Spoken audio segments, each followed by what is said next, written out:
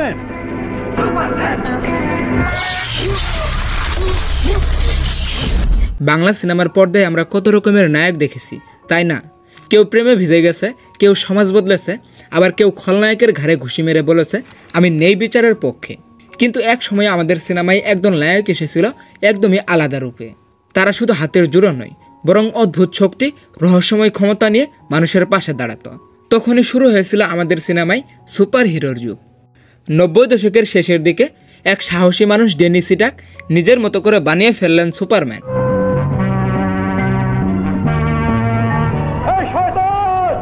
তোমরা জয় হয়ে থাকো, আমি বলছি তোমরা চলে যাও, আমার হাতে তোমাদেরকে মরতে হবে। তারপর সময় গেল, 2007 সালে এসে মান্নাও দেখিয়ে দিলেন বাংলাদেশি নায়ক ও যন্ত্রকে হারিয়ে দিতে পারে।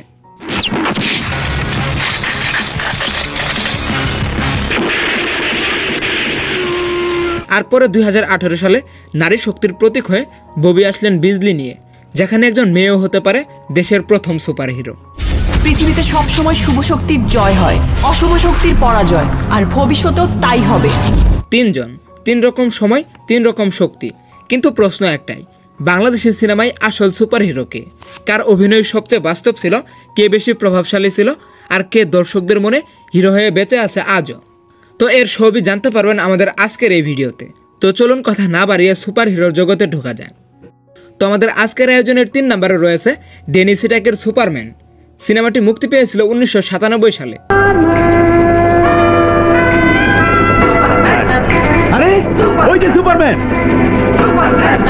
এই ছবিতে মূলত এক সাধারণ মানুষের মতো জীবনযাপন করা নায়ক এক অদ্ভুত ক্ষমতা পায়। বিদেশি হলিউডের সুপারম্যান থেকে ধারণা নিয়ে বাংলাদেশে তৈরি করা হয় দেশীয় সুপারম্যান।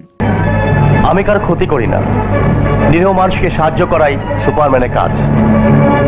ও সামান্য আঘাত পেয়েছে, তাই নিয়ে এসেছি।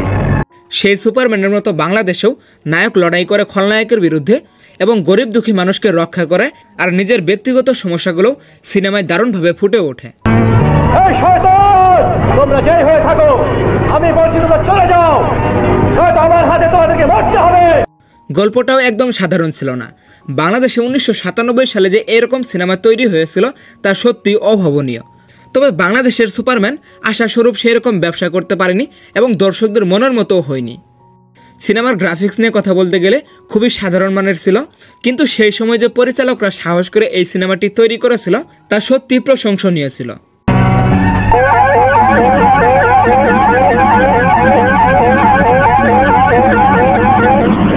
ড্যানি সিটাক এই চরিত্রে ছিলেন অ্যাকশন মোডে। তার স্টাইল, তার লড়াই করা সবকিছুতেই একটা আলাদা বল ছিল। ড্যানি সিটাকের পুরো সিনেমায় ফোকাস ছিল একজন সাহসী অ্যাকশন হিরো দেখানোর। অনেক দর্শকই এই সিনেমাটাকে মনে রেখেছে কারণ এটাতে ছিল লোকাল হিরোর টাচ, আর সবারই আচরণগুলো ছিল আমাদের দেশীয় স্টাইলে। বিশেষ করে এই সিনেমার ভিলেনদের কথা বলতে গেলে ভিলেনরা ছিল জাস্ট অসাধারণ। তাদের শক্তি ছিল সুপারম্যানের থেকেও বেশি, কিন্তু তারা সুপারম্যানের সঙ্গে বুদ্ধিতে পেরে উঠতে পারেনি।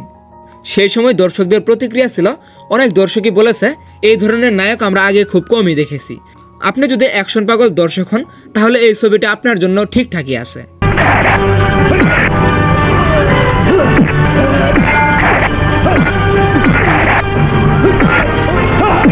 কিন্তু যদি কেউ গভীর চরিত্র বিশ্লেষণ চান, সেখানে একটু অপূর্ণতাই ছিল, কারণ এই সিনেমায় আবেগ ও অভিনয় খুব একটা ফুটে ওঠেনি। ওই 3 শয়তান আমাদের সবাইকে মেরে ফেলছে, আমাদেরকে বাঁচান। ঠিক আছে, আপনারা যান, আমি দেখছি।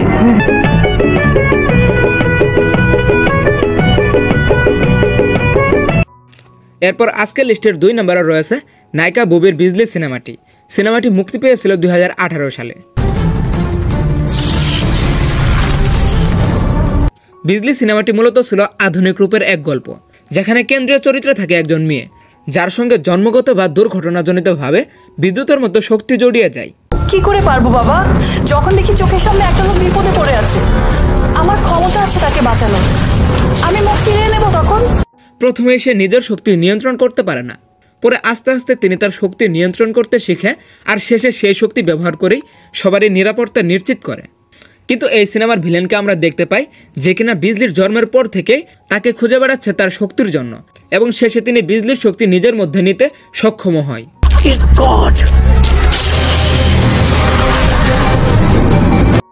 এই সিনেমার মাঝে আছে পরিবারের টানাপোড়েন, প্রেম ভালোবাসা, বিজ্ঞানের এক নতুন ধারা। ববি এখানে নিজের চরিত্রের চেষ্টা করেছে আধুনিকভাবে আবির্ভূত হতে। ভিজুয়াল ইফেক্ট, কেমিস্ট্রি এবং অ্যাকশনে বিজলি ছিলেন সচেতন। অভিনয়ে তিনি খুব বেশি নাটকীয়তা দেখাননি, বরং ক্যামেরার সামনে সামঞ্জস্য রেখে কাজ করেছেন। এবং এই সিনেমার গান এবং নাচের মধ্যে একটা ফ্লো আছে যেটা নতুন প্রজন্মের দর্শককে আকর্ষিত করেছিল। কারণ এটা ছিল নায়িকা ভিত্তিক সুপার হিরোর গল্প, যা আমাদের সিনেমার দর্শকরা অনেক বেশি পছন্দ করে। তবে অনেক দর্শকই এই সিনেমাটি দেখে বলেছে বিজলির প্রচেষ্টা ভালো ছিল। এই সিনেমার বিশেষত্ব ছিল তারা নতুন ধরনের গল্প এনেছিল। তবে অনেকেই বলেছে ভিজুয়াল ইফেক্ট একটু খারাপ ছিল এবং কাহিনীতে আরও স্ক্রিপ্ট এবং ঘনত্বের দরকার ছিল।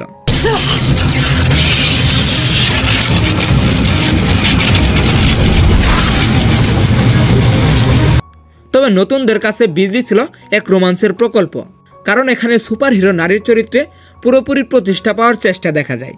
এবং এই সিনেমাটি 50% চলেছিল ববির চেহারার কারণেও। যতবার ডক্টর জেরিনা জন্মাবে ততবার জন্ম নেবে বিজলি, কারণ পৃথিবীতে সবসময় শুভ শক্তির জয় হয় আর অশুভ শক্তির পরাজয়, আর ভবিষ্যতেও তাই হবে।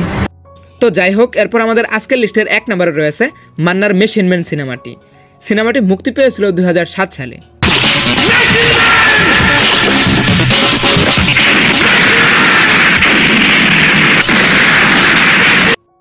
মেশিন ম্যান সিনেমাটির গল্পটা একটু ভিন্ন ছিল। এখানে প্রযুক্তি, রোবোটিক্স আর মানসিকতা সবই একসাথে হয়েছিল। মান্নার চরিত্রটি এখানে গড়ে উঠেছিল একজন মানুষের ও যন্ত্রের সংযোগের উপর। কিভাবে প্রযুক্তি মানুষের সহায়ক হতে পারে কিংবা সেটা কখন বিপদ ডেকে আনতে পারে, এই সব দিকই ফুটে উঠেছে এই গল্পে। সিনেমাটির গল্প আমাদের সবারই জানা। সিনেমায় প্রথমে মান্না ভিলেনদের হাতে মারা যায় এবং কাজী হায়াত ও তার মেয়ে অপু বিশ্বাস মান্নাকে আবার নতুনভাবে জীবন দান করেন প্রযুক্তির মাধ্যমে।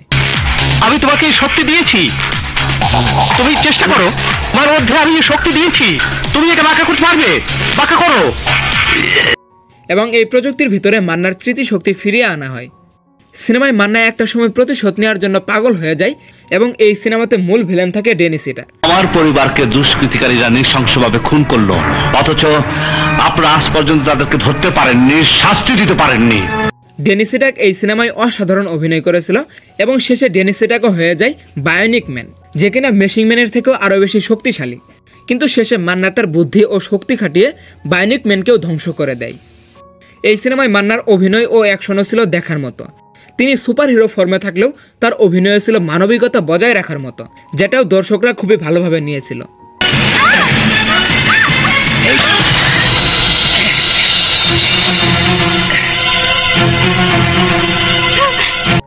মান্না তার প্রত্যেক সিনেমাতেই তিনি তার অভিনয় দিয়ে প্রমাণ করেছে তার মাঝে কতটা প্রতিভা আছে এবং মান্না মেশিন ম্যান ছবিতে একদম ফাটিয়ে দিয়েছিল। মান্নার অনেক ভক্তরাই তখন তাকে বলেছিল মান্নাকে তো আমরা এই রূপেই দেখতে চাই, এবং মান্না তার সব সিনেমাতে প্রায় এই রূপেই থাকে। এই সিনেমায় মান্না দেখিয়েছিলেন শক্তি থাকলে কিভাবে মানুষের পাশে দাঁড়ানো যায়। সাধারণ মানুষ মেশিন ম্যানকে মনে রেখেছে কারণ এই সিনেমাতে ছিল কষ্ট, বন্ধুত্ব আর আত্মত্যাগের সব কিছুই। সিনেমায় শুধুমাত্র শক্তির পরিচর্চা ছিল না, সিনেমাতে ছিল একটা শক্ত গল্প, যার কারণে দর্শকরা আজও মেশিন ম্যানকে ভুলতে পারেনি। একই কথা এর আগে এসপি বলেছিল, তোর মতো প্রথমে বলেনি, পরে যখন বলেছিল তখন টাইম শেষ।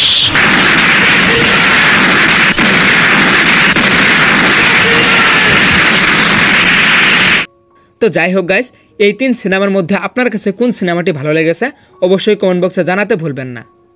তো আজ এই পর্যন্তই, দেখা হবে নতুন কোনো ভিডিওতে। টেক কেয়ার, আল্লাহ হাফেজ।